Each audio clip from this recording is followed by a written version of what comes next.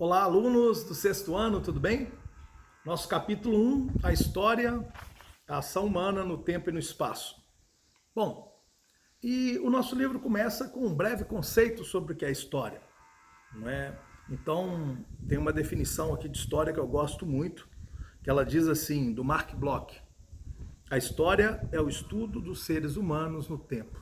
Nós vimos isso em sala de aula, que o historiador utiliza o tempo histórico quando ele vai fazer uma pesquisa. Toda pesquisa do historiador, ela está relacionada no espaço e no tempo, ou seja, ela aconteceu em algum lugar, em algum momento da história, já que nós, historiadores, trabalhamos com o passado, né? Então, o Mark Bloch diz que a história é o estudo dos seres humanos, e o objetivo da história é analisar os seres humanos, analisar as sociedades ao longo dos tempos, com um processo de mudança e um processo de transformação. Esse seria aí o principal objetivo da história. E esse historiador, então, ele deve analisar a história, analisar os tempos passados num processo de construção coletiva, né? Então, seria aí por isso também que o historiador ele trabalha com a memória, né, que é a capacidade que nós temos de armazenar aí informações importantes obtidas ao longo do tempo, de experiências vividas, né?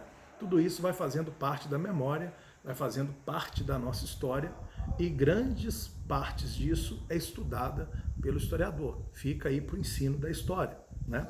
Como, por exemplo, uma coisa que é memória e que o historiador utiliza muito são os patrimônios culturais. A história, ela vem ao longo do tempo, né? Cronologicamente, ela é dividida em tempos, em espaços, para didaticamente ela ser melhor estudada. E o homem sempre teve uma preocupação em contar o tempo, em fazer um calendário. Nós vimos aí que o calendário cristão, né, o calendário que nós utilizamos, ele é um calendário que foi feito a partir do ano zero, ou seja, o nascimento de Cristo. Então, com o nascimento de Cristo, você tem aí o calendário cristão. Há 2020 anos atrás, iniciamos a contagem. Todo o tempo para trás disso, nós trabalhamos com uma data negativa, ou seja, antes de Cristo. E todo o tempo acontecido pós o ano zero, o nascimento de Cristo, são uma data positiva. O calendário judaico, ele tem início com o Torá, né, em 3761 a.C. O Torá foi um livro escrito, são 5 livros, né, o Pentateuco, os 5 primeiros livros da Bíblia, escrito por Moisés. Tem também o calendário islâmico. O calendário islâmico, ele tem início com a Égira. O que seria essa Égira? A Égira, ela corresponde à fuga do profeta Maomé, que ele vai da cidade sagrada de Meca para Medina, né, lá na Península Arábica. E aí começa então a contagem com a Égira, começa a contagem do calendário islâmico. O calendário chinês, ele é a partir do governo do patriarca Huangdi, né? Então, a partir do governo desse patriarca, por volta de 2698 a.C., começa-se então a contar o calendário chinês, que tem mais aí de 4.700 anos, né? Então, depois também a gente trabalhou aquela questão toda do CEP, né, dos séculos e dos anos, né?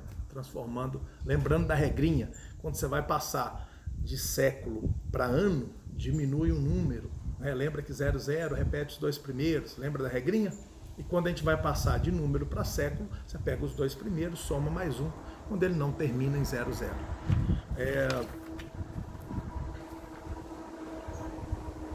Lembrando aí do tempo histórico, né? A gente tem, o homem utiliza desse tempo histórico para os seus estudos. Dentro desse tempo histórico está todo o processo cultural, né, que o homem utiliza. Por exemplo, está dentro de um tempo histórico. Exemplo, tradições, o trabalho, os valores, os costumes, a política, a sociedade, como vivem os grupos humanos, né, tudo isso faz parte desse tempo histórico, importante aí para o historiador no seu dia a dia. E chegamos então à questão das fontes históricas, que está lá no capítulo 21 do livro.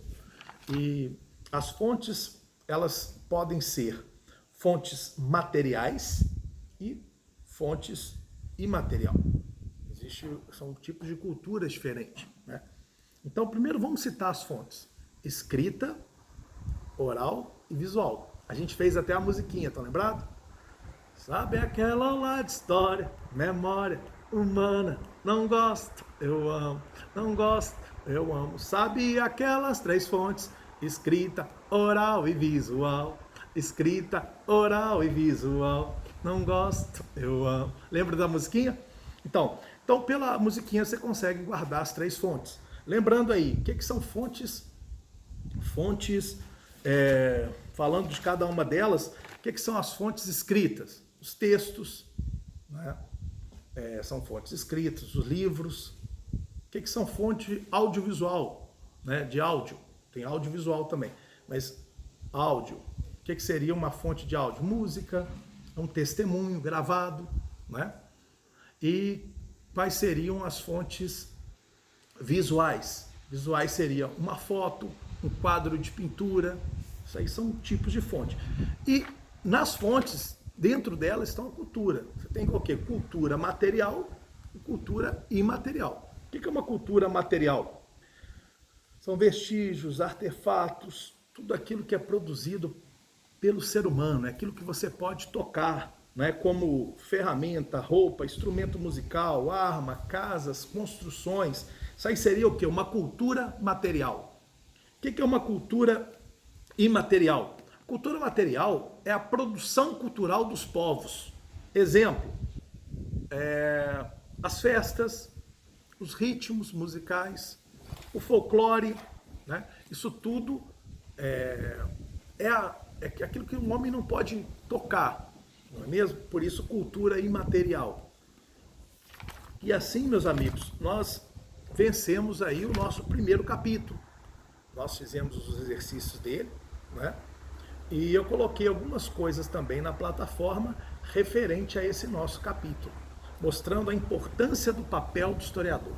Qual que é a importância do historiador, né? O que ele estuda, qual que é a importância dele, as fontes, tipo de cultura material e imaterial.